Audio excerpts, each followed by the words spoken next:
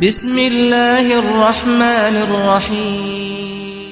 رسول خدا صلی اللہ علیہ وآلہ وسلم ارشاد فرماتے ہیں کہ جس شخص میں یہ 3 باتیں ہوں گی یا ان میں سے کم از کم ایک بات ہوگی، وہ قیامت کے دن عرش خدا کے سائے میں ہوگا کہ اس دن کوئی اور سایہ نہ ہوگا۔ سب سے پہلا، لوگوں کو ان کی امید کے مطابق دے۔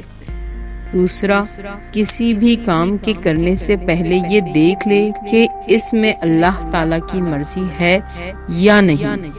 تیسرا، وہ شخص جو ایک مومن بھائی کو اس کی برائی سے اس وقت آگاہ کرے جب وہ خود اپنے سے اس عیب کو دور کر لے۔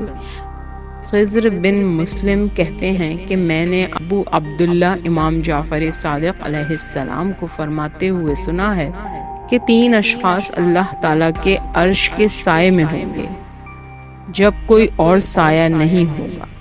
ایک وہ شخص جس نے لوگوں اور اپنی ذات سے عدل کیا۔ دوسرا، وہ شخص جس نے اپنے قدم اٹھانے سے پہلے خدا کی مرضی اور اس کی ناراضگی دیکھی ہو۔ تیسرا، وہ شخص جو اپنے مومن بھائی پر عیب نہ لگائے جب تک وہ خود اس سے پاک نہ ہو۔ آدمی کو اپنی اصلاح کرنا چاہیے اور لوگوں کے پیچھے نہیں پڑنا چاہیے۔